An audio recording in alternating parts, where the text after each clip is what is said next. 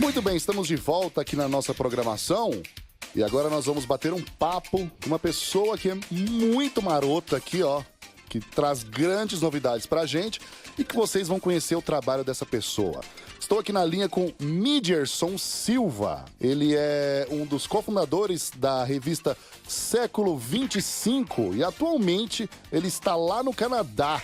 Olá, Midgerson, tudo bem? Olá, Gabriel. Tudo bem? Obrigado pelos aplausos. Olá, Gabriel. Olá, ouvintes da Rádio Geek, tudo bem? Tudo ótimo. E aí, muito frio? Olha, cara, aqui, assim, agora tá começando a esquentar. Pra você ter uma ideia, tá um calor do caramba aqui, 2 graus. Mas... É um calor que não dá pra ir pra praia, né? Não, é um calor insuportável, 2 graus. Nossa. Perto do que eu enfrentei aqui quando eu cheguei, tava pegando menos 22.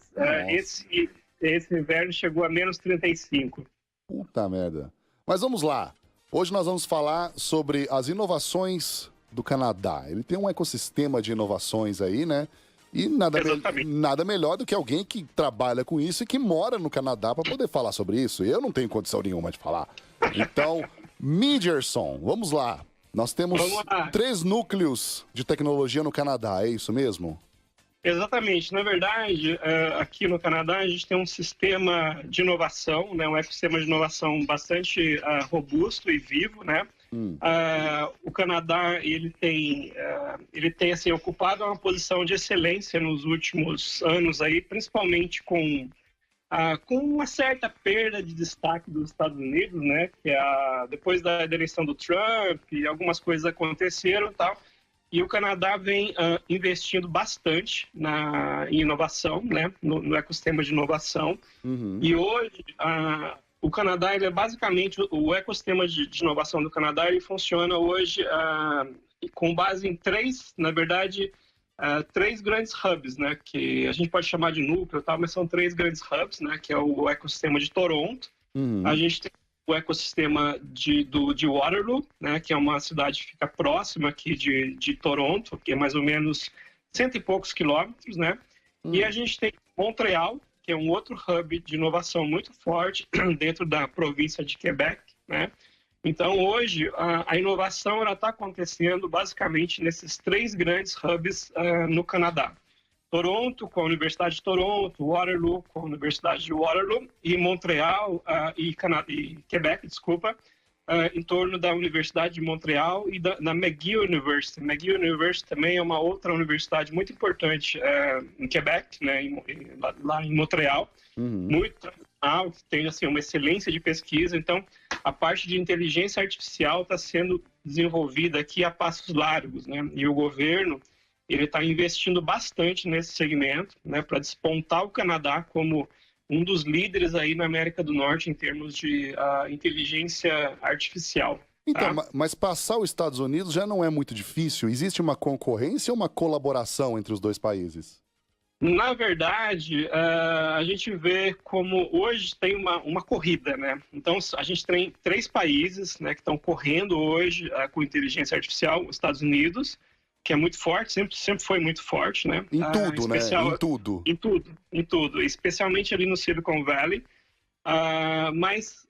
Assim, o Canadá, ele por um longo tempo, ele sofreu o que alguns analistas chamam de brain drain. Brain drain é quando cérebros, né, eles saem de um país e vão para outro país, né? Pessoas muito qualificadas acabam migrando para outro país, então... Durante um certo tempo, o Canadá ele sofreu um certo brain drain, né, nesse segmento de inteligência artificial, parte de desenvolvimento de software e tal, o pessoal descendo para o Silicon Valley. Agora, o que está acontecendo é o oposto, né? Muita gente do Silicon Valley, inclusive grandes empresas, elas estão migrando para o Canadá. Por quê? Porque o governo está oferecendo uma série de incentivos, né? Incentivos em termos de impostos, né, isenção de impostos, tal, incentivos no quesito em outros quesitos também envolvendo, por exemplo, incentivos não só fiscais, mas investimento, né, oferecendo boas condições para empresas e grandes cérebros que estão nos Estados Unidos hoje vir para cá, não só nos Estados Unidos, né, mas o mundo inteiro, mas os Estados Unidos ele está perdendo um certo número de cérebros, né, qualificados. Por quê? Porque o Silicon Valley hoje ele está muito caro, é absurdamente caro para você viver lá. Teve uma inflação muito grande ao longo do tempo, né? Então, o Canadá hoje ele está muito atrativo porque o dólar daqui é mais barato, né? O custo de vida comparado, mesmo Toronto, que é a cidade mais cara hoje para se viver, mesmo em Toronto, se você comparar com o Silicon Valley, é muito mais barato, né? Não só na parte de para você alugar imóvel, para você viver, né, ter custo de vida, mas também contratação de pessoal, né? Hoje você consegue contratar no Canadá mão de obra muito qualificada, né, por um preço relativamente menor do que nos Estados Unidos. E hoje o Canadá ele é conhecido como um país que tem uma das melhores mão de obras qualificadas do mundo, né? O nível de excelência profissional e de formação aqui é muito grande, é muito grande. Então, acaba se tornando atrativo nesses quesitos. E assim, a pergunta que você me colocou, né, agora respondendo, existe sim uma concorrência muito grande, né, desses países, Canadá, Estados Unidos e China principalmente, né? Não falamos da China, mas China é também hoje um grande concorrente na questão de inteligência artificial. Isso não significa que não haja alguma colaboração entre os países, sempre há, né, na questão por exemplo, desenvolvimento científico ligado a universidades, mas no fim das contas o que pesa é mesmo qual potência mundial ela vai liderar esse mercado de inteligência artificial que está assim moldando o futuro, entendeu? Hoje a expectativa em torno da inteligência artificial ela é muito grande, então os países estão correndo bastante nesse sentido. Uhum. Mas assim, você falou que o Vale do Silício ele é caro, mas as empresas que estão lá têm condição de pagar, né? Sim, se você pega, por exemplo, o Uber, você pega a Google, você pega as grandes empresas, né, os chamados unicórnios e decacórnios, eles estão lá, sim, eles têm muito dinheiro, mas eles não são bobos, né? Mas se eles encontrarem uma alternativa para gastar menos, eles vão fazer. E isso, entendi. Isso se concretiza, né? O exemplo disso é a Google e Uber, eles estão investindo aqui no ecossistema de Toronto. Eles recentemente, aí, não sei se eles alugaram, compraram um grande espaço aqui para desenvolver um grande centro de inovação. Então, mesmo essas empresas, elas estão migrando para o Canadá por conta de incentivos, né? Então, é muito questão ligada a incentivo governamental. E isso atrai, né? Não só empresas, mas também profissionais qualificados, entendeu? Sim. E, inclusive, estimula o crescimento do Canadá para isso, né? Quem mora aí perto vai para aí, né? Exatamente. E o Canadá hoje ele tem muitos incentivos no quesito de imigração também, né? Porque, não sei se os ouvintes eles sabem, mas o Canadá ele vive de imigração, né? Por quê? Porque hoje o Canadá ele é o país menos populoso do mundo, né? Ele é o segundo maior país do mundo em termos territoriais, mas ele tem muito pouca gente. Pra você ter uma ideia, a população do Canadá inteira ela tem menos que 40 milhões de pessoas. Isso, se você comparar São Paulo, a gente tem muito mais gente, né, do que o Canadá inteiro. Então, eles têm uma política de imigração muito séria, né? Não é fácil conseguir um visto, né, um PR, que eles chamam de PR, né, um Permanent Residence aqui, mas assim, também não é impossível, né? Muita gente acha que é fácil, mas não é, né? Por exemplo, só nessa questão de inovação, existe um negócio aqui chamado Startup Visa, né? Que é um visto, né, destinado especificamente para startup. Então, se você tem uma startup no Brasil ou qualquer outro país, você pode aplicar, né, via Designated Organizations, né, que são aquelas incubadoras e aceleradoras que elas são destinadas a receber essas aplicações, passa por um processo de seleção junto ao governo, né? E se a startup ela for aprovada, ela ganha os founders, né? Acho que não sei se são 2 ou 3 ou 4, né, integrantes da startup, eles ganham o direito de morar no Canadá para sempre, né? Que legal. Que é o sistema de imigração. Então, aí você tem o PR, depois de alguns anos você pode aplicar para a cidadania. Você pode virar canadense, né? Então, coisa assim que é muito difícil você encontrar em outros países, né? Você pega os Estados Unidos, hoje é muito difícil você conseguir uma permanência lá, a não ser que você seja um cientista mega blaster, né? Muito conceituado. Aí eles vão te chamar para ser americano, né? Mas é muito difícil hoje, né? Porque os países eles estão com uma política anti-imigração, né? Os Estados Unidos ele tem hoje com o Trump uma política anti-imigração, né? Então, tem um muro para ser feito, né? Tem um muro, exatamente. Aí você pega o Canadá, é completamente diferente. Aqui a diversidade é respeitada, né? Então você não tem essa coisa do desrespeito por a outra pessoa ser diferente de você ou ter vindo de um outro país, de uma outra cultura, né? Então, eu sempre falo que aqui é um sistema de diversidade que deu certo, né? Então, é muito interessante você observar como que o governo que ele conduz a política de imigração e como que ele faz da política de imigração, né, o caso de sucesso, né? Hoje do Canadá. E esse programa de Startup Visa, ele é muito interessante, né? Então, ele ajuda, né? Ele dá o direito de você ter a permanência aqui, mas você tem que provar, né? Passar por todos os requisitos ali que o governo coloca, e se você for aprovado, aí com o tempo, você vai ganha o PR, depois lá na frente a cidadania, e quando você ganha a cidadania e você se torna canadense de fato, né, você tem os mesmos direitos, né? Então você pode aplicar para grants do governo, né, para sua startup. Eu tenho amigos aqui que são cidadãos, né, amigos brasileiros que estão aqui há muito tempo e hoje são cidadãos canadenses e alguns têm startups, inclusive.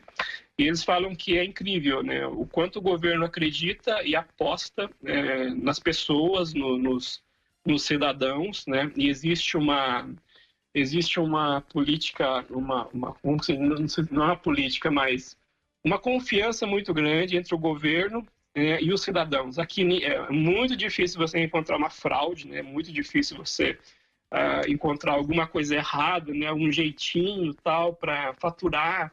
As pessoas respeitam muito a questão, esse pacto de trust, né? Então, o governo confia muito nos seus cidadãos. Então, por isso que a gente tem juros muito pequenos aqui, né? As pessoas realmente pagam as contas. Então, hoje, para você, por exemplo, comprar uma casa aqui, você paga juros de 2% ao ano. Nossa! É uma coisa de louco. É pouquíssimo. É muito pouco, mas né, por que o juro é baixo? Porque as pessoas realmente elas honram os compromissos. Então, você não precisa jogar conta em cima de quem está pagando, entendeu? Então, e o país funciona. No país não está para quebrar, né? O país funciona lindamente. Hoje a economia aqui ela tá muito pujante, né? Tá indo muito bem e em especial nesse segmento de startup, né? Ainda mais com esse processo de Startup Visa e tudo mais, tá andando muito bem. E aqui hoje, né? A gente estava falando sobre inteligência artificial, né? Só para colocar uma nota aqui, os pais do Deep Learning, né? Um dos pais, na verdade, o Geoffrey Hinton, ele é um cientista da Universidade de Toronto, né? É considerado um dos pais do Deep Learning. Ele é canadense mesmo. Ele é canadense mesmo, E hoje ele fica na Universidade de Toronto e ele está trabalhando para o Google também, né? Parece que recentemente ele fez um contrato com o Google e tal. Não sei exatamente se ele está fixo lá, mas enfim, ele está fazendo algumas coisas com o Google. Então, existe uma tradição muito grande. Tem outro nome também da Universidade de Montreal, se eu não me engano, que é também um nome muito importante na parte de inteligência artificial. Então, existe uma tradição muito grande nesse setor aqui no Canadá. Sim. E existe uma ligação do Brasil com o Canadá? Sim, sim. Existe uma ligação. Hoje a gente tem alguns acordos de cooperação científica, inclusive, né, acontecendo, em especial com a FINEP. A FAPESP também já teve algumas coisas que eles rodaram, né, entre Brasil e Canadá. Hoje, no Brasil, a gente tem duas importantes câmaras, né, de comércio. Tem a BCCC, né, que é Brazil Canada Chamber of Commerce, que é uma câmara. Essa câmara de comércio, ela fica em Toronto, né, ela não fica em São Paulo. Embora ela tenha alguns braços em São Paulo, mas ela fica, a base dela é aqui em Toronto. Então essa câmara ela é muito interessante. O brasileiro que deseja vir para cá, se ele se filiar, para se tornar membro dessa câmara, as portas se abrem aqui, né? Porque essa Câmara de Comércio Brasil-Canadá, ela tem muito respeito, que ela é muito respeitada aqui em Toronto. Então, muita gente conhece, né? Vários acordos passam pela BCCC, né? Então, eu recomendo muito o empresário, né? O empreendedor que tem interesse no Canadá, conhecer o trabalho da Câmara da Brasil Canada Chamber of Commerce, né? Que é essa que fica aqui em Toronto. E tem no Brasil tem uma outra câmara que se chama BCCC, que não é BCCC, é CBCC, alguma coisa assim, que é Câmara de Comércio Brasil-Canadá. Ela fica na Vila Olímpia também, ela é bem grande. E essa outra câmara, ela fica em São Paulo. Então, ambas as instituições, elas promovem intercâmbio, eventos, entre empresários que queiram investir aqui ou empresários canadenses que queiram investir no Brasil também. Entendi. Então, um investidor, ele tem vez aí no Canadá? Sim, sim, sim. O investidor canadense ou o investidor brasileiro? A sua pergunta. Os dois. Se o investidor brasileiro quiser investir, ele tem condição. O canadense já está aí, já está fácil. Sim, sim. Ambos têm condição de investir, só que precisa estar muito bem orientado, né? Então, o trabalho das câmaras de comércio, na verdade, elas ajudam o empresário, o investidor, a não cometer erros, né? Porque é um outro país, né? Você não conhece quase nada, são outras leis, são outras formas de impostos, né? De regras de taxação e tudo mais. Então, se o empresário ou o investidor chega aqui e não tem nenhuma orientação, ele pode cometer vários erros que podem custar muito dinheiro. Então, estando amparado por essas instituições, é muito mais seguro, né? Em especial do investidor canadense também que quer ir para o Brasil. Os países e os sistemas, eles são muito diferentes, né? Então, tem uma palavra até que eu ouvi num evento recentemente, né? Era um evento da Câmara, inclusive. Não vá sozinho. Se você vai se aventurar abroad, né? Fora do país, não vá sozinho. Então, isso é uma dica muito importante. Eu recomendo muito.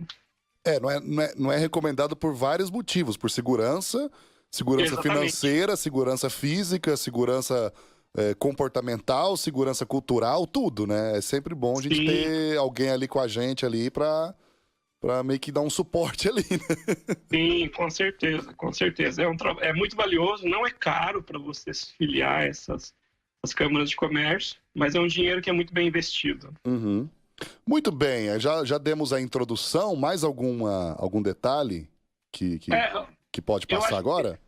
Eu acho que eu só esqueci de mencionar aqui algumas designated organizations, né, que são incubadoras e aceleradoras do Canadá, que trabalham com o Startup Visa, que são interessantes. Uma das maiores aqui é a DMZ, é DMZ, né? Aqui no Canadá eles não falam o Z, eles pronunciam diferente, né? Eles pronunciam Zé. DMZ? Eles estão falando DMZ? Sim, não, o canadense em si, ele pronuncia DMZ, mas é estranho, mas é o jeito que eles pronunciam aqui. Mas os americanos, na verdade, DMZ é uma pronúncia que é muito, muito mais comum que o DMZ. Você ouvir alguém falando DMZ é porque essa pessoa é um autêntico canadense. Então, tem a DMZ, né, a Latam Startups, essa é muito interessante. Que A Latam tem alguma coisa a ver com Latin America? Sim, sim, é uma incubadora, na verdade, especializada em startups da América Latina, incluindo o Brasil. Oh, que legal. Chama Latam, Latam Startups, Latam Startups, sob a direção da Miriam Lazard, né, uma pessoa muito competente, né, eu a conheço pessoalmente. Tem o Spark Central, que fica em Oshawa. Oshawa é uma cidade próxima aqui de Toronto, né, se eu não me engano, deve ser uns 60 quilômetros, alguma coisa assim. Tem um trem que liga as duas cidades, você vai rapidinho, chama Spark Central, né? Spark Centre, escreve Spark Centre. E tem o Waterloo Accelerator Central, essa fica em Waterloo, ou Waterloo, como algumas outras pessoas falam, né? Waterloo Accelerator Central. Então, só que a gente tem já algumas designated organizations que podem ser a porta de entrada aí para o Startup Visa, para um empreendedor que tem startup no Brasil e queira apostar no mercado daqui. Muito bom. Bom, passamos as informações para os nossos ouvintes e a gente vai ter mais um papinho na semana que vem. É isso mesmo, Midgerson? Sim, semana que vem. Semana que vem, então, a gente vai falar sobre o quê? Sobre vida artificial. Exatamente. A gente vai falar sobre vida artificial, que isso não é uma metáfora, né, de, sei lá, a pessoa que está usando muita internet ou muita tecnologia de inteligência artificial, ela tem uma vida artificial. Não, não é isso. É vida artificial de fato, né? Vamos falar de criação de órgãos humanos no laboratório e tentativa de ligar esses órgãos humanos por meio de inteligência artificial. Os Estados Unidos já estão fazendo isso no Exército. É muito interessante e muito preocupante eticamente também, porque a gente tem vários aí filmes, né, que mostram como que as tecnologias disruptivas elas podem ser usadas de forma distópicas, né?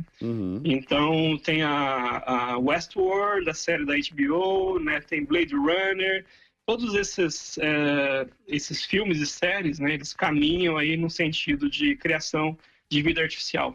Sim. E esse tema está na capa da revista Século XXV, que está nas bancas. Não, a gente vai falar disso na semana que vem. Muito obrigado, Midgerson. Ótimo, obrigadão. Até semana que vem. Tchau, tchau. Até lá, tchau, tchau.